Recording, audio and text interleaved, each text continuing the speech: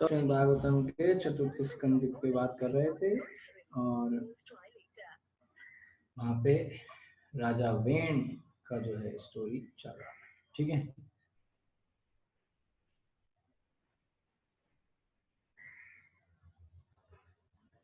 तो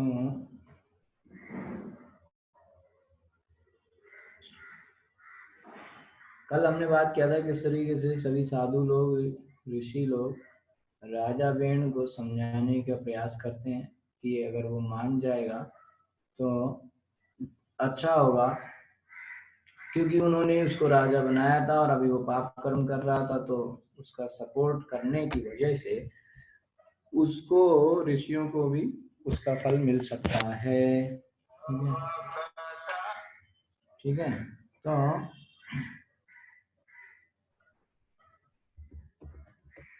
ओके, अच्छा, तो हमने जो है 15 श्लोक तक किया था। ठीक है, और जो है 15वां अभी जो 14 से 28, 14 to 28 ये जो श्लोक है, इसमें जो साधु लोग हैं वो उसको समझाएंगे और वो उनको गुस्सा करेगा। ठीक है, यहीं तक हुआ था ना। 16वें श्लोक से हमको आज करना चाहिए। ठीक है,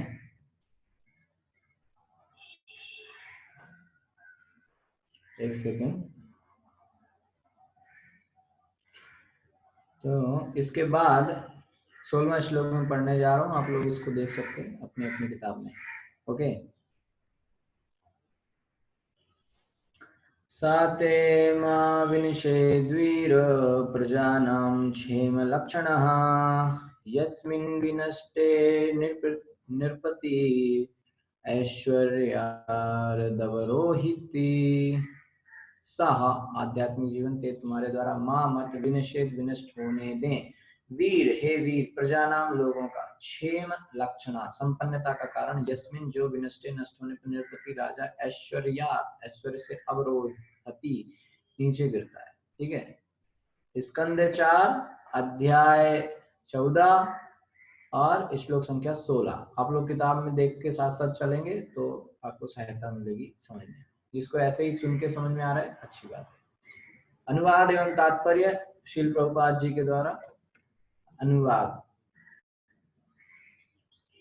मुनियों ने आगे कहा, अतः हे महान वीर, आपको सामान्य जन, कल हमें याद होगा कि कल मुनियों ने राजा वेण से कहा था कि भाई आप इस तरह से अत्याचार कर रहे हैं, अगर आप धर्म कर्म करेंगे तो आपको सब कुछ अच्छा मिलेगा, स्वर्ग मिलेगा, ये सब उन्होंने बताया था। ठीक है ना, जो लोग धार्मिक धर्म के अनुसार काम करते हैं उन लोगों को जो है स्वर्ग लोक मिल जाता है। ठीक है, इस तरीके की तमाम बातें उसको बता रहे थे, है ना। और फिर कहते हैं कि हे महान वीर, आपको सामान्य जनता के आध्यात्मिक जीवन को विनष्ट करने में निमित्त नहीं बनना चाहिए। मतलब आप जो है जनता का जो भक्ति का जीवन है, आध्यात्मिक जीवन है, उसको आप नष्ट करने के कारण न बने। ठीक है, मतलब आपने, क्योंकि राजा वेण ने क्या किया था, उसने ऐसा आदेश दिया था कि आगे से कोई भक्ति नहीं करेगा, धर्म कर्म का काम नहीं करेगा, ऐसा राजा वेण ने आदेश दिया था।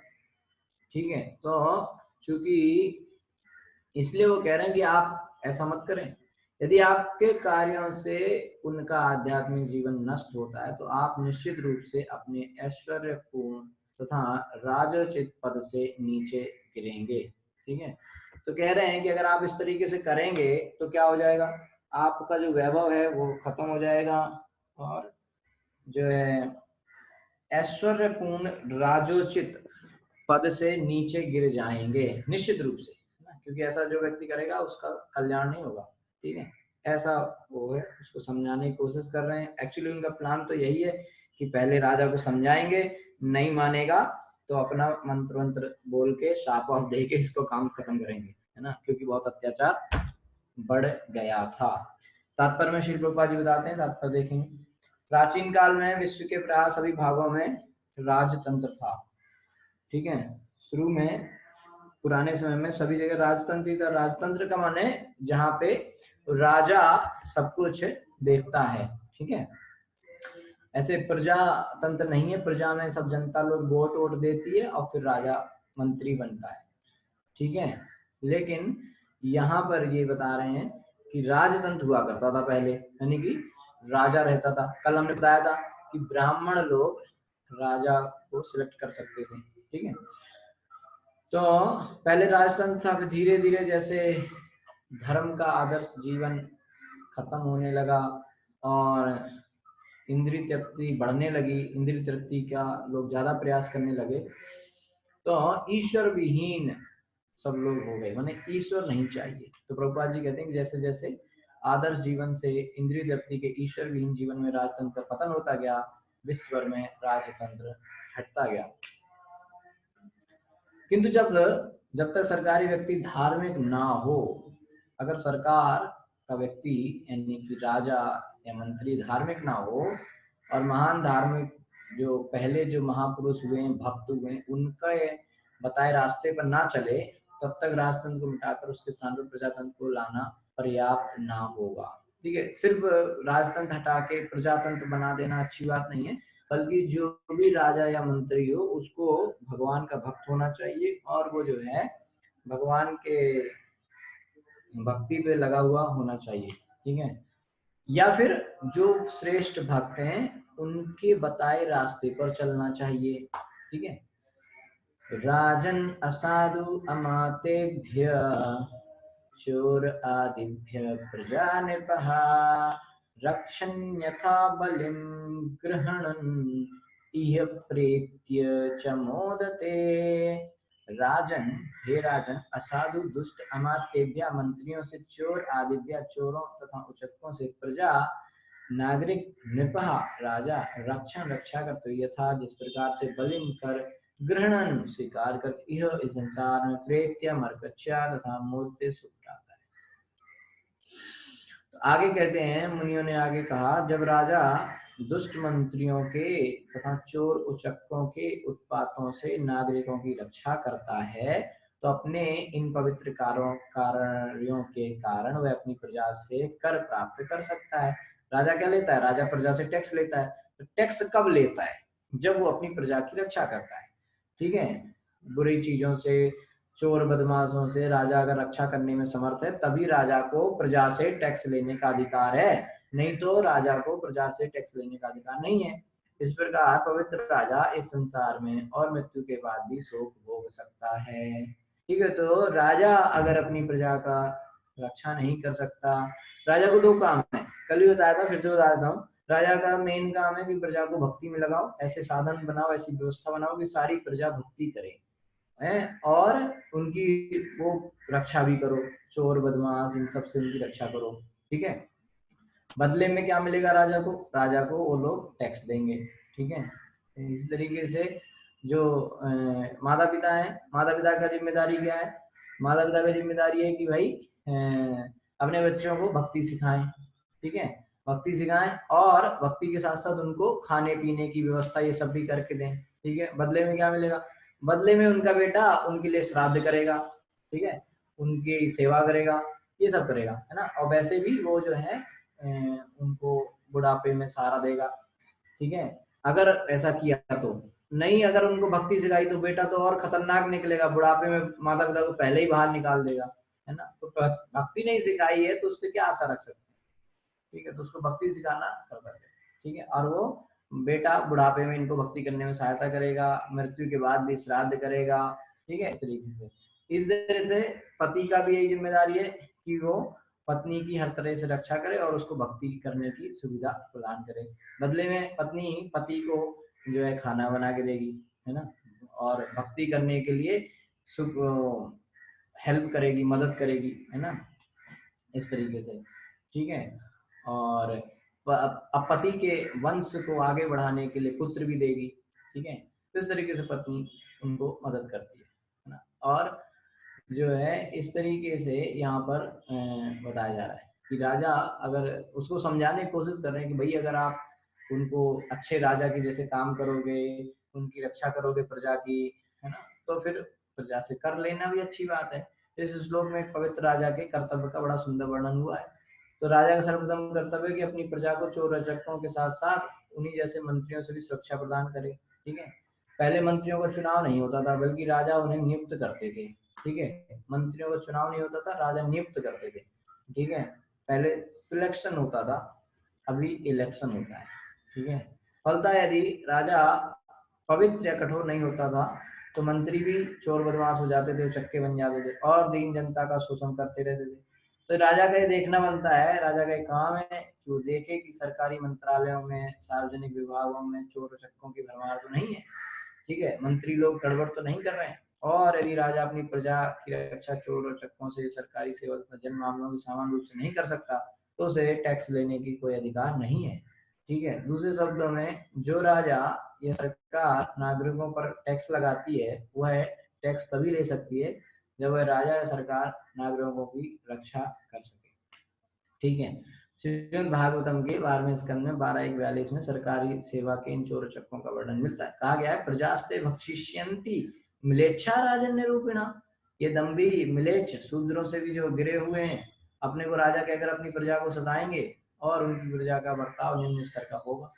ठीक है, ऐसा कलयुग में होगा कि राजा लोग होंगे तो बड़े ही नीच किस्म के। ठीक है, लेकिन बताएंगे अपने को बहुत श्रेष्ठ। ठीक है, और जो अपने को राजा कहकर अपनी प्रजा को ही सताएंगे। राजा का काम है प्रजा की रक्षा करना, लेकिन राजा ही प्रजा को कष्ट देगा। ठीक है, सरकार ही जनता को जनता का खून पी जाएगी। ठीक है, ऐसा कलयुग में होगा, ऐसा भागवतम में ऑलरेडी लिखा है। ठीक है, भागवतम में भविष्यवाणी करी है। ठीक है, और इस तरह से गंदी उनकी प्रजा का बर्ताव निम्न स्तर का होगा। इस तरह से गंदी आदतों एवं मूर्खतापूर्ण व्यवहार के कारण प्रजा भी राजा के समान हो जाएगी। भाव यह है कि कलयुग के प्रजातांत्रिक काल में सामान्य जनता शूद्रों के स्तर तक पतित हो जाएगी। जैसा कहा गया है, कलौ शूद्र संभवा। व्यवहारता विश्व की सारी जनसंख्या शूद्र हो जाएगी कलयुग में, साफ शूद्र बन जाएंगे। शूद्र चौथा वर्ग है जो 3 उच्च सामाजिक वर्णों की सेवा करने के लिए उपयुक्त है। चतुर्थ श्रेणी के व्यक्ति होने के कारण शूद्र अधिक बुद्धिमान नहीं होते, क्योंकि आज के प्रजातांत्रिक युग में जनता इतनी पतित हो चुकी है कि वह इस श्रेणी के व्यक्ति को चुन सकती है, किंतु इन शूद्रों द्वारा संचालित होने पर सरकार ठीक से नहीं चल सकती, क्योंकि उसको बुद्धि ही नहीं है ना। शूद्र को शास्त्र की बुद्धि नहीं है, भगवान की भक्ति नहीं करने की उसको कोई इच्छा ही नहीं है। तो फिर वो ऐसा व्यक्ति मंत्री बन जाएगा, राजा वाजा बन जाएगा, तो फिर समस्या ही करेगा, है ना। अब ये उनको भक्ति ही नहीं करने देगा किसी को। ठीक है, तो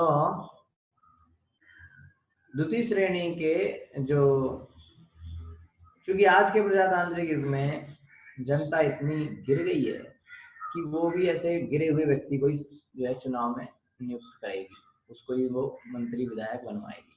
लेकिन शूद्रों द्वारा संचालित होने पर सरकार ठीक से तो चलेगी नहीं। द्वितीय श्रेणी के व्यक्ति, जिन्हें क्षत्रिय कहा जाता है, बुद्धिमान साधु पुरुषों के निर्देशन में देश के शासन की बागडोर संभालने के लिए उपयुक्त होते हैं। क्षत्रिय होते हैं, वो ताकतवर होते हैं, लेकिन वो लोग जो ब्राह्मण है, जो साधु है, उसके ज्ञान से दिशा निर्देश लेते हैं और अपनी ताकत से राज्य को चलाते हैं। तो ये अच्छा सिस्टम माना जाता है। और दूसरे युगों में, जैसे कि सतयुग में, त्रेता युग में, द्वापर युग में, जनता जो होती है इतनी गिरी हुई नहीं होती है। सरकार के प्रमुख का चुनाव नहीं होता था, वहां पे ऐसा नहीं होता था कि वोट डालेंगे। आपने कभी नहीं सुना होगा कि वोट डाला। राजा ही सर्वोच्च कार्यकारी पुरुष होता था, और यदि वह किसी मंत्री को चोरी करते पकड़ लेता था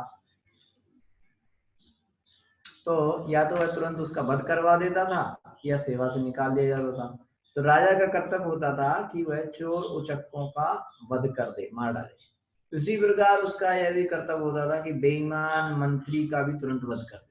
अगर कोई मंत्री, राजा के राज्य में मंत्री कोई है और वो बेईमान हो गया तो उसको भी मार डाला जाए, है ना, या उसको दंड दे दिया जाए, जो भी है। ऐसी चौकसी से राजा अपना शासन ठीक से चला सकता था और प्रजा भी ऐसे राजा को पाकर प्रसन्न रहती थी। ऐसा राजा रहेगा तो अच्छा रहता है, प्रजा खुशी रहती है। तब तक उसे कोई अधिकार नहीं है कि वह अपनी इंद्रिय तुष्टि के लिए नागरिकों से कर संग्रह कर सके।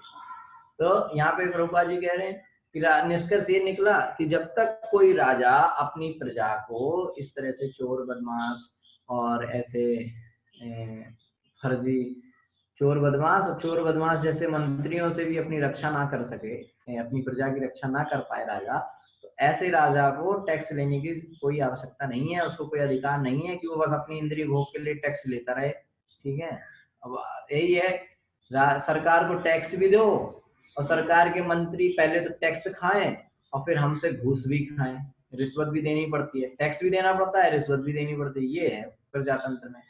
ठीक है, तो निष्कर्ष के हिसाब से तो भाई मुश्किल लग रहा है।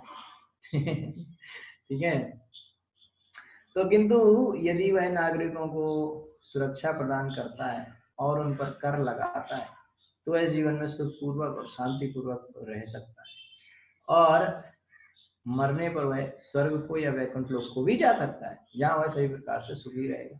राजा अपना काम अच्छे से करेगा तो वैकुंठ भी जा सकता है, और नहीं तो स्वर्ग भी तो जाएगा। यस्य राष्ट्रे पुरे चैव भगवान् यज्ञपूरुषः युज्यते स्वेन धर्मेण जनैर्वर्णाश्रमान्वितैः। यस्य, जिसके राष्ट्र राज्य या राज्य में पूरे नगरों में भी एवं निश्चय भगवान, भगवान यज्ञ पुरुषा समस्त यज्ञों का भोक्ता, इज्जते पूजा जाता है, स्वेन स्वतः धर्मेण वृत्ति द्वारा जनई मनुष्यों द्वारा वर्ण आश्रम, 4 वर्ण तथा 4 आश्रम, इन 8 सामाजिक व्यवस्थाओं की प्रणाली अन्वितई पालन करने वाले, वह राजा पवित्र समझा जाता है जिसके राज्य तथा नगरों में प्रजा वर्ण तथा आश्रम की 8 सामाजिक व्यवस्थाओं का कठोरता से पालन करती है, और जहाँ के नागरिक अपने विशिष्ट धर्म वृत्ति द्वारा भगवान की सेवा में संलग्न रहते हैं। ऐसा राजा को माना जाता है पवित्र। कैसा राजा? जिसके राज में सब लोग अपना अपना वर्ण के हिसाब से काम करें, अपने अपने आश्रम के हिसाब से काम करें और भगवान की भक्ति में लगे रहें। ब्राह्मण, क्षत्रिय, वैश्य, शूद्र, 4 वर्ण और 4 आश्रम, ब्रह्मचारी, गृहस्थ, वानप्रस्थ, सन्यास। ठीक है, तो इस श्लोक में राजा तथा नागरिक के कर्तव्यों की सुंदर विवरण मिल रहा है। सरकार के जो प्रमुख होते हैं या राजा जो होते हैं, प्रजा के कार्य इस प्रकार होने चाहिए। सरकार के द्वारा मतलब सरकार प्रजा सबका एक सिस्टम बनाया है, कौन की हर व्यक्ति की एक ड्यूटी है, ऐसा नहीं कि कोई कुछ भी अपने मन से करता रहे। ठीक है, तो सरकार के प्रमुख या राजा तथा प्रजा के कार्य इस प्रकार होने चाहिए कि अंततः प्रत्येक व्यक्ति भगवान की भक्ति में प्रवृत्त हो।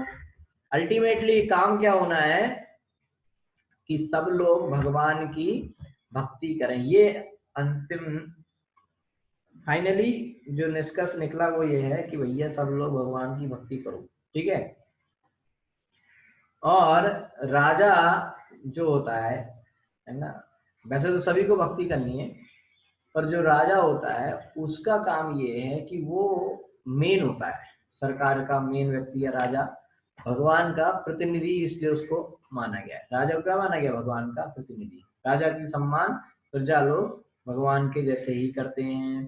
तो राजा को, गुरु को, माता पिता को, पति को, इनको भगवान का प्रतिनिधि माना जाता है ना। अतः क्यों माना जाता है? क्योंकि ये लोग भक्ति सिखाते हैं, भक्ति सिखाने सीखने में मदद करते हैं, भक्ति करवाते हैं हमसे, है ना। तो अतः उससे यह आशा की जाती है कि सारा कार्य उत्तम रीति से चले और नागरिक 4 वर्णों तथा 4 आश्रमों वाली वैज्ञानिक सामाजिक व्यवस्था का अनुगमन करें।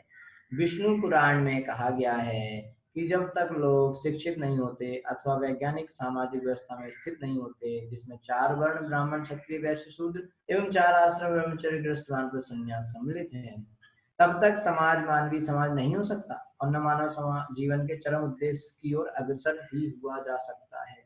यह सरकार का धर्म है कि वह देखे कि वर्णों तथा आश्रमों का पालन किया जा रहा है, जैसा कि इस श्लोक में आया है। भगवान यज्ञ पुरुष, भगवान श्री कृष्ण यज्ञ पुरुष है। भगवद गीता में कहा गया भोक्ताराम यज्ञ तपसाम, कृष्ण ही समस्त यज्ञों के अंतिम लक्ष्य हैं, वे ही सभी यज्ञों के भोक्ता हैं, अतः वे यज्ञ पुरुष कहलाते हैं। यज्ञ पुरुष शब्द भगवान विष्णु, श्री कृष्ण या विष्णु तत्व की कोटि में आने वाले किसी भी भगवान का सूचक होता है। मानव समाज में लोग वर्णों तथा आश्रमों में व्यवस्थित हैं और अपने अपने कार्यों द्वारा वे भगवान की उपासना में लगे रहते हैं। प्रत्येक नागरिक अपनी वृत्ति में लगा रहकर अपने कर्मों के फल द्वारा सेवा करता है, यही जीवन की पूर्णता है। जैसा कि भगवत गीता में बताया गया, यथा प्रवृत्तिर्भूतानां येन सर्वम इदं ततं स्वकर्मणा तम्यभ्यर्च्य सिद्धिं विन्दति मानवः। जिस परमेश्वर से सब प्राणियों का जन्म हुआ है और जिससे यह संपूर्ण जगत व्याप्त है, अपने स्वाभाविक कर्म से उसे पूज कर मनुष्य संसिद्धि को प्राप्त होता है। इस प्रकार शास्त्रों में वर्णित विधि के हिसाब से ब्राह्मणों, क्षत्रियों, वैश्यों तथा शूद्रों को अपने अपने नियत काम करने चाहिए, अपनी अपनी ड्यूटी सबको करनी चाहिए। इस प्रकार हर व्यक्ति विष्णु को प्रसन्न कर सकता है। राजा को या सरकार के प्रमुख को देखना चाहिए कि सारे नागरिक इसी तरीके से अपने अपने काम में लगे हैं। दूसरे शब्दों में, राज्य या सरकार को अपने कर्तव्य से यह कहकर नहीं हट जाना चाहिए कि राज्य तो धर्मनिरपेक्ष है, जिसमें लोगों के वर्णाश्रम धर्म के पालन करने या ना करने में उसकी रुचि नहीं है। ठीक है, ऐसी सरकार कह देगी भैया हम तो धर्मनिरपेक्ष हैं, है ना, कोई अपना करे ना करे, इससे काम नहीं चलने वाला है ना। राजा का काम है कि सब लोग अपनी अपनी क्षमता के हिसाब से, अपने अपने गुण कर्म के हिसाब से धर्म का पालन करें और भगवान की भक्ति करें, ये राजा को ड्यूटी है। ठीक है, आजकल जो लोग सरकारी सेवा में और लोगों पर शासन करते हैं, उनके मनों में वर्णाश्रम धर्म के प्रति बिल्कुल भी आदर नहीं है। उनका पूर्ण विश्वास है कि राज्य धर्मनिरपेक्ष है। ऐसी सरकार में कोई कभी भी सुखी नहीं रह सकता। लोगों को वर्णाश्रम धर्म का पालन करना चाहिए। राजा का कर्तव्य है कि यह देखे कि वे इसका ठीक से पालन कर रहे हैं कि नहीं कर रहे हैं। तो राजा का काम है कि वो देखे कि वर्णाश्रम सही से चल रहा है नहीं चल रहा है। एक्चुअली वर्णाश्रम पहली सीढ़ी है भगवान के पास। अगर डायरेक्ट नहीं जा सकते हैं, वर्णाश्रम जो है पहली सीढ़ी है। कम से कम आदमी वर्णाश्रम तो पालन करे ही अपना, है ना। माने अगर वो ब्राह्मण है तो ब्राह्मण के धर्म, क्षत्रिय है तो क्षत्रिय के धर्म का पालन करे। इस तरीके से कम से कम इतना तो करना ही बनता है। ये तो सबसे जो है मतलब निचला स्तर है। मतलब अगर कोई अच्छे से वर्णाश्रम पालन हो रहा है तो सबसे पहली सीढ़ी में अच्छे से, फिर धीरे धीरे आगे बढ़ना है। इस तरीके से जो है मतलब ऐसे भी नहीं समझ लेना चाहिए कि वर्णाश्रम ही सब कुछ है। पर ऐसा होता है कि अगर कोई व्यक्ति वर्णाश्रम में काम जो है उसकी क्षमता के हिसाब से दिया जाता है ना, तो गुण और कर्म के हिसाब से विभाजन होता है। तो जो व्यक्ति के जैसे गुण हैं, जैसे उसके कर्म है, वैसा उसको काम दिया जाएगा ताकि वो अच्छे से कर सके। तो जब वो अच्छे से करेगा तो उसको अगले ग्रेड मिल जाएगा। ऐसे ऐसे उसका जो है प्रोग्रेस होते होते एक दिन वो आगे भगवान तक जा सकता है। जैसे कि जो व्यक्ति सेकंड क्लास में बच्चा पढ़ता है उसको सेकंड क्लास के एग्जाम पेपर मिलता है, फिफ्थ क्लास वाले को फिफ्थ क्लास का क्वेश्चन पेपर मिलता है कि नहीं। ऐसे करते करते सेकंड वाला अपना अच्छे से पास करेगा तो थर्ड में जाएगा, थर्ड वाला फोर्थ में जाएगा, फिफ्थ में जाएगा, ऐसे होता है। तो वर्णाश्रम भी ऐसे ही है। ठीक है, इसमें ये नहीं समझना चाहिए कि जो सेकंड में क्लास में पढ़ता है वो बेकार है, यूजलेस है, ऐसा भी नहीं समझ सकते। भाई वो सेकंड में है तो कल को हम भी सेकंड में थे, अब हम पढ़ के आगे आ गए, वो भी आ जाएगा। तो उस सिस्टम में है, वो आगे चल के वो भी फिफ्थ क्लास में आएगा, फिर वो भी 10th क्लास में आएगा, वो भी 12th क्लास में आएगा। कब आएगा? जब वो अपना काम अच्छे से करेगा। ठीक है, ओके। तस्य राज्ञो महाभाग भगवान भूत भावनः परितुष्यति विश्वात्मा तिष्ठतो निज शासने। तस्य उससे राज्ञा राजा महाभाग हे श्रेष्ठ भगवान, भगवान भूत भावन जो इस दृश्य जगत का मूल कारण है, परितुष्यति प्रसन्न हो जाता है, विश्वात्मा संपूर्ण ब्रह्मांड का परमात्मा तिष्ठता स्थित होकर निज शासन अपने शासन में। हे महाभाग, यदि राजा यह देखता है कि दृश्य जगत के मूल कारण भगवान तथा हर एक के भीतर से परमात्मा की पूजा होती है तो भगवान प्रसन्न होते हैं। तो वो तरह तरह से ऋषि लोग उस राजा को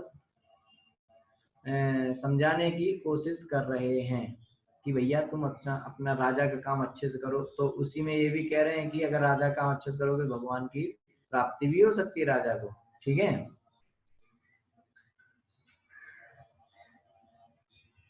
ठीक है।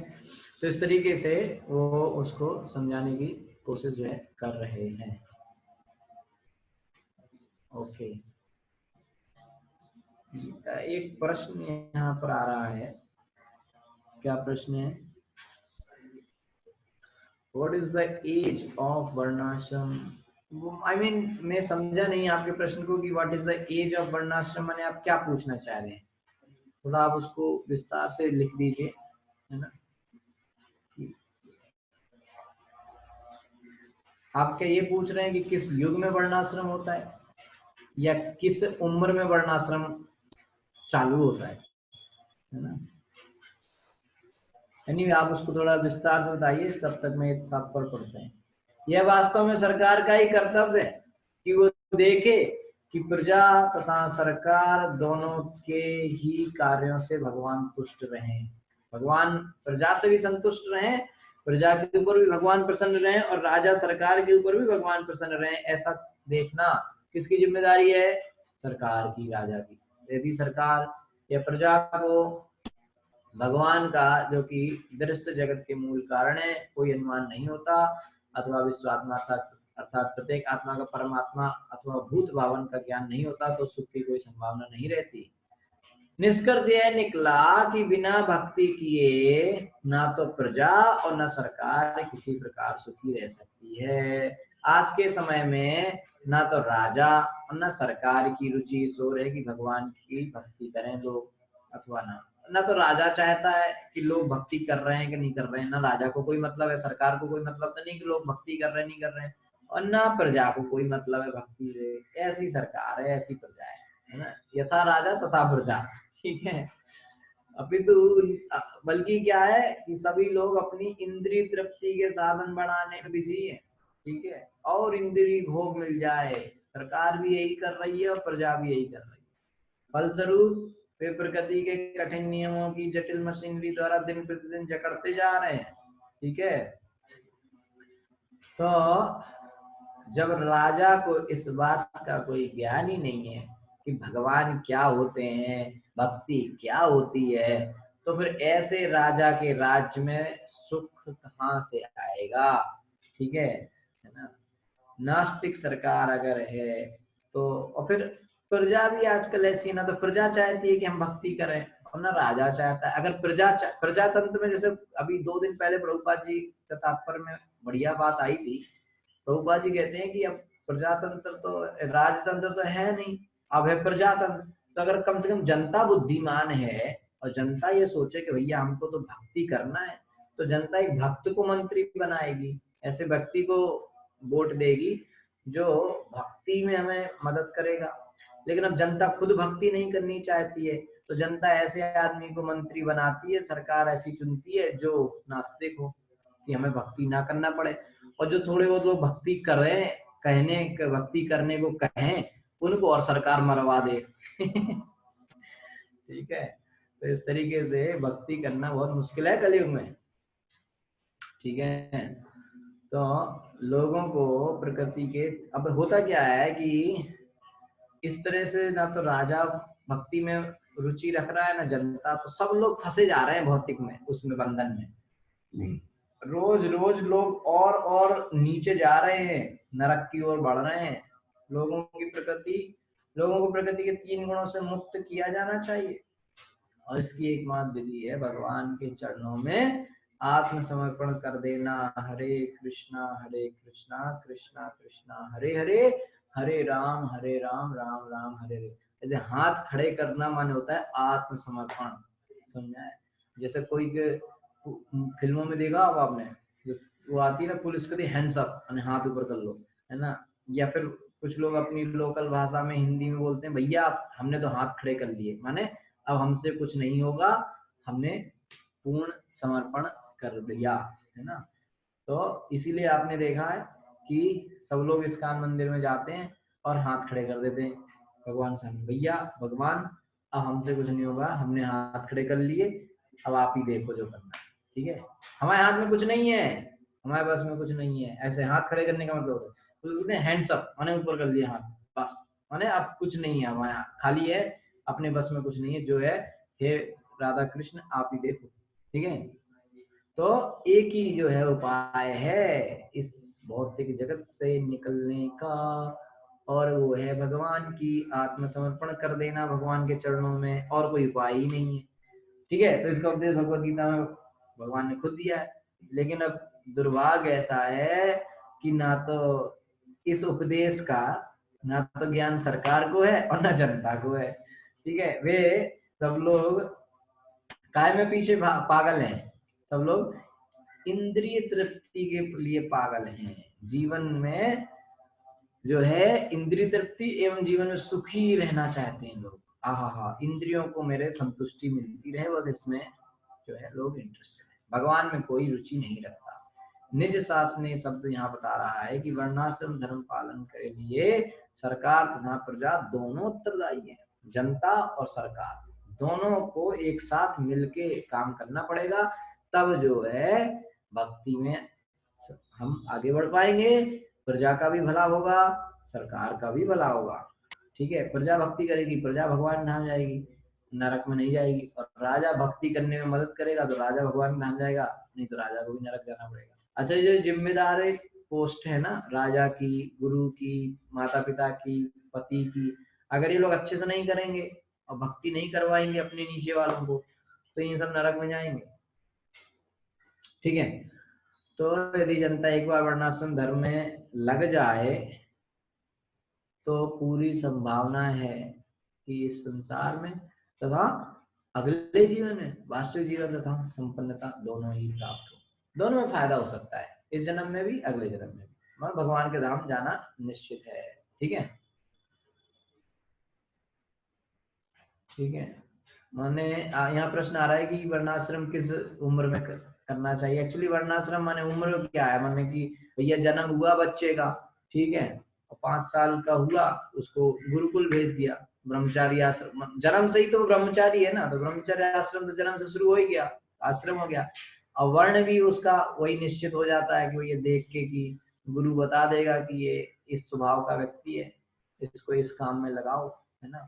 पहले को संस्कार ऐसे करते थे कि एक भागवत रख दी, एक जगह पैसा रख दिया, एक जगह कुछ ऐसे रख दिया, बच्चे को छोड़ देते, छोटे से बच्चे को, और जाके बच्चा कौन सी चीज उठाएगा उससे पता चल जाता कि बच्चा बड़े होके कैसा बनेगा। मान लो उसने भागवत उठा ली मैंने भक्त बनेगा, मान लो उसने पैसा उठा लिया मैंने बिजनेसमैन बनेगा, है ना। ऐसे करके वो लोग चेक करते थे। ठीक है, तो बट इंसान हमेशा वर्णाश्रम में है।